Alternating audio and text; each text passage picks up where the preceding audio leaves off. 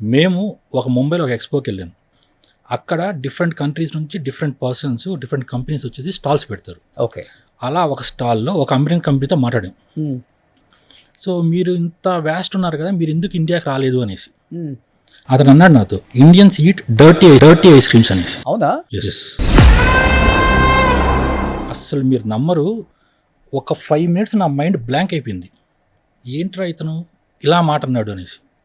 మీ వీధి చివరన దొరికే ice cream it's a dirty ice cream అన్నాడు. ఎంత హర్టింగ్ అనిపించిందంటే అంత హర్టింగ్ అనిపించింది.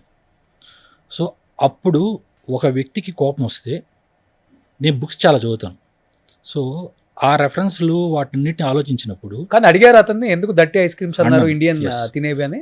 అతను ఏమన్నాడంటే, ఆ వీధి చివరన ఏదైతే ఫ్రీజర్లో మీరు ఐస్ క్రీమ్ తింటున్నారో ఆ ఐస్ క్రీమ్స్ అంతా వేస్ట్ వెజిటేబుల్ ఆయిల్స్ తోటి, ఓకే, వేస్ట్ పామ్ ఆయిల్ తోటి తయారు చేస్తారు.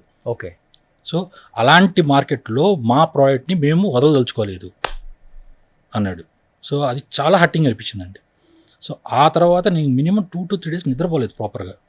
అరే ఏంట్రా అనేసి. సో దెన్ ఐ డిసైడెడ్, ఒక వ్యక్తికి కోపం వస్తే అతను సుభాష్ చంద్రబోస్ అయ్యాడు, ఒక వ్యక్తికి కోపం వస్తే అతను మహాత్మా గాంధీ అయ్యాడు. అలా నిజంగా నాకు కోపం వచ్చింది. అలా పుట్టింది సారు.